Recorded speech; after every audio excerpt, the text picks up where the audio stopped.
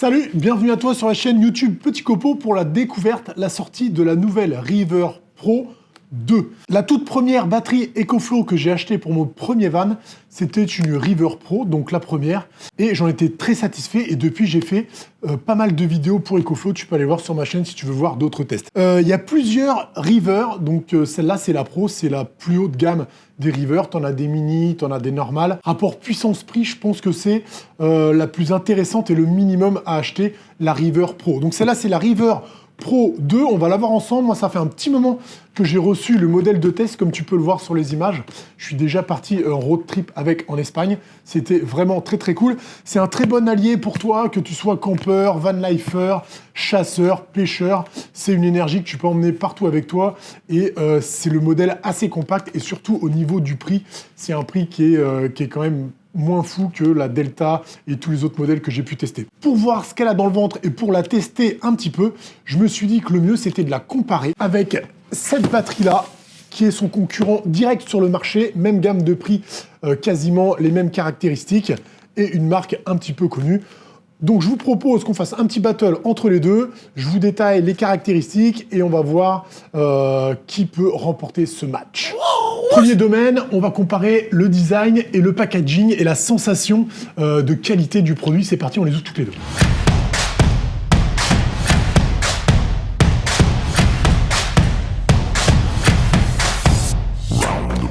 Donc c'est parti pour le design de ces deux machines et le poids.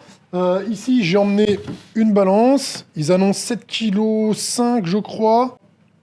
River Pro 2. Là, moi, ma balance, elle met 8 kg. L'autre, elle a l'air plus lourde. 9,5 kg.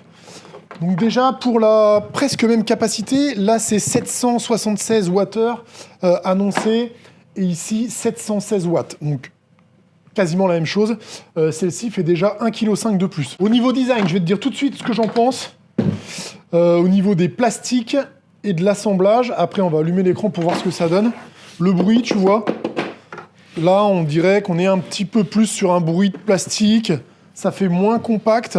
Celle-ci est plus compacte, mais c'est peut-être juste la forme carrée qui fait ça. Moi, je préfère le design et la finition de l'EcoFlow. Clairement, allons-y pour allumer l'écran. Ah, on a un petit écran LCD là qui est très très bien fait. Donc là, tu vois qu'on a un petit écran LCD qui a l'air très très bien fait avec des degrés de puissance. C'est assez joli. Je dirais que en termes de carrosserie et de poids pour la même capacité, c'est la EcoFlow qui gagne, même si l'écran LCD est plus joli sur celle-là. Donc je dirais premier match, sensation de qualité, poids et puissance, 1 pour la EcoFlow. Tu vois, pour ces deux machines qui sont à peu près du même type de fabrication, ici tu as deux prises 220, tu as tout un tas de prises 12 volts. Là tu as deux prises USB et deux USB type C ici. Ces deux batteries bien sûr se rechargent soit sur un panneau solaire, soit sur l'alimentation de ton véhicule, ou soit sur le 220 de ta maison avant que tu partes en vacances. Sur la EcoFlow pareil, sauf que tu as trois prises 220 ici, deux prises 12 volts là, une prise USB type C et trois prises USB normales. Je pense qu'on va commencer par le commencement, c'est-à-dire les charger à bloc toutes les deux, pour pouvoir les décharger toutes les deux en même temps avec le même tirage d'énergie dessus et voir laquelle des deux rend l'âme en premier. Donc ce que je vais faire, c'est que je vais les brancher sur secteur, chacun de leur côté. Je ne vais pas compter la charge tout de suite parce qu'elles ne sont pas chargées pareil toutes les deux. On fera la vitesse de charge aussi. Ici, ils annoncent 3000 cycles de recharge, 10 ans d'utilisation et qu'ils la garantissent 5 ans chez EcoFlow, ce qui n'est pas le cas chez Blue Yeti. Je les charge toutes les deux à 100% et ensuite on les décharge avec un truc qui tient un petit peu. Je dois avoir de quoi faire et je chronomètre le temps.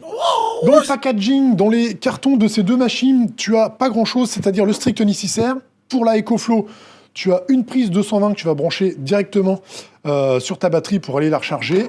Tu as la prise pour aller la mettre sur ton alternateur, donc pour recharger avec ton véhicule quand tu roules directement, et un petit câble 12 volts pour brancher des trucs. Pour l'autre batterie, la Blue Yeti, tu as un chargeur 220 aussi, mais tu vois déjà, on voit direct que en fait, ça rajoute du poids parce que ça fait 800 grammes, donc ça veut dire qu'il faut ajouter 800 grammes aux 9,5 kg de tout à l'heure, donc on dépasse les 10 kg pour cette machine et un petit peu de volume aussi en plus. Ensuite, ils ont le chargeur pour l'alternateur pour ta voiture allume-cigare 12 volts, pareil que la EcoFlow.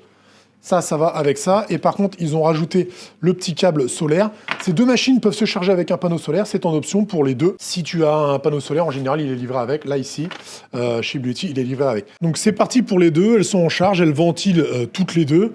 Et ça va aller assez vite, je pense. Tu vois, c'était ça que je voulais te dire tout à l'heure. Tu vois, genre de petits bruits de plastique comme ça. C'est pas méchant, hein, mais d'ailleurs, on voit que la lime est ventilée aussi. Ça fait un peu plastique, quoi. Et ça, tu vois, écoute.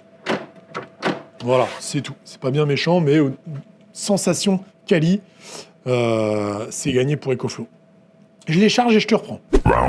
La EcoFlow est chargée, donc on va commencer le test de décharge pour te donner à peu près les conditions. Bon, moi je bosse dehors, là, en même temps je fais un autre truc, un van. Dans l'atelier, là il fait 15 degrés, je suis en train de chauffer, ça va monter un petit peu, on va être entre 15 et 20 degrés. J'ai trouvé ça, un chauffage portable, tu sais, c'est assez énergivore. C'est électrique, ça pompe presque 1000 watts. Je trouve que voilà, c'est pas mal pour lancer la décharge. On va la brancher, tout simplement. Voilà, ici on est en charge à 100%. Je vais pouvoir te le montrer. On va lancer un chronomètre. Et on va faire pareil sur les deux. Et tout simplement, on va voir laquelle se décharge en premier. Donc on l'allume ici. Chrono, je vais venir voir de temps en temps. Je ne serai peut-être pas à la minute près, hein, parce que je ne vais pas rester à côté pendant 2 heures non plus. Ici, j'allume le 220. Ventilation, puissance 1, chrono, c'est parti. Tu vois, là, ça chauffe. Ici, on voit que ça prend 800 watts. On est à 100%. Estimation de l'ordinateur de bord EcoFlow, 47 minutes. Ben voilà, comme ça, je vais mettre un chrono sur mon autre portable et je reviens voir dans 47 minutes. C'est en train de se terminer, là. Il reste 1%. Ils disent 1 minute. Ils étaient pas loin sur leur estimation, hein, quand ils disaient 45 minutes, parce que là, je suis à 45 et quelques. Voilà, je crois que c'est terminé. 47 minutes pour la décharge complète avec un radiateur soufflant électrique de l'EcoFlow. Allez, je fais pareil avec l'autre. C'est quoi ça?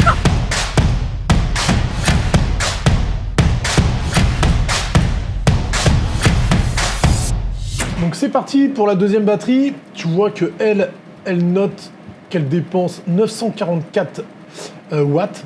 Sur la EcoFlow, c'était 800. Donc c'est un peu différent. Et on n'a pas le temps restant estimé. Mais c'est pas grave, on va le voir au chrono. C'est parti pour la décharge complète. Ok, donc je m'aperçois que c'est arrêté. Bon, ça fait peut-être quelques minutes que c'est arrêté, hein. Voilà, donc je te dis, ça s'est arrêté tout seul, le chauffage. Donc 40 minutes, de toute façon, c'est moins que l'EcoFlow. Après, ça fait peut-être quelques minutes qu'elle s'est déjà arrêtée. Donc pour la décharge, à quelque chose près, l'EcoFlow a duré plus longtemps. On va passer à la charge maintenant. À mon avis, il va y avoir une différence plus flagrante. À noter que la Blue Yeti a un chargeur à induction sur le dessus que n'a pas l'EcoFlow et que l'écran LCD est coloré et qui est plus joli. Je vais les brancher sur le secteur. Je lance un chrono pour voir qui est chargé en premier. Sur le papier, c'est l'EcoFlow. Il y a une énorme différence. Et puis ensuite, on revient pour faire d'autres tests. Allez, c'est parti. Elles sont toutes les deux à plat. Aucune ne s'allume. Si celle-là, elle s'allume, elle dit 0%. Et celle-là, elle s'allume, elle dit 0% aussi. Je les branche toutes les deux sur le secteur. C'est parti, ça ventile. Je relance un nouveau chrono et on va voir combien de temps ça met. Hop, ça y est, c'est terminé pour la EcoFlow. Elle a mis très exactement 1h05. Et sur le papier, du coup, je vous ai fait un petit relevé des caractéristiques des deux constructeurs sur Internet. Ce sera plus précis et plus clair. Mais c'est bien quand même de faire le test en vrai.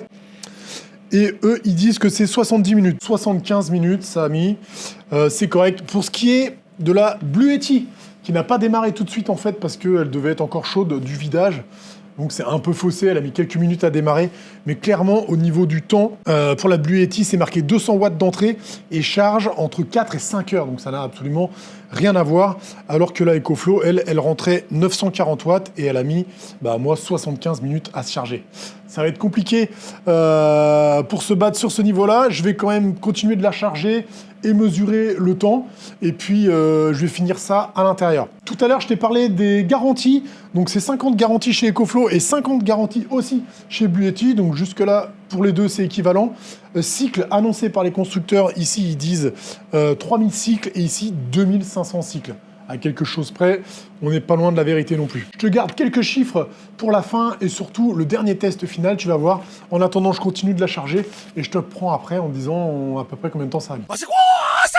Bon écoute, la charge de cette batterie, c'est fini tard dans la nuit. Comme tu l'as vu, il y a eu 5 heures de charge pour qu'elle soit à 100%. Donc là, je suis un peu désolé, mais il n'y a pas match du tout sur la charge et la décharge. On a vu que sur la décharge, elles étaient presque équivalentes en termes de temps. Et sur la charge, celle-ci charge en 1h15 minutes et celle-ci 5 heures. Je te laisse imaginer si tu te décharges sur un camping ou un campement et tu dois la recharger dans ta voiture parce que là, on était sur le 220. Pour moi, il n'y a pas photo du tout. C'est carrément une raclée que prend la Blue Yeti en termes de performance de charge et c'est quand même vachement important avec un petit truc comme ça. Le dernier test ultime dont je voulais te parler, c'était le test de ma cafetière Nespresso.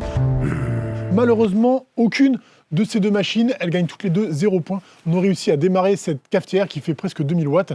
Et c'est bien dommage parce que moi, du coup, je vais devoir garder ma grosse Delta EcoFlow qui me sert à démarrer ma Nespresso quand je pars en van. Je pense que là, on est sur une dernière sortie. Elle vient de sortir. Elle sort peut-être même le jour où tu regardes la vidéo, je crois le 20 février.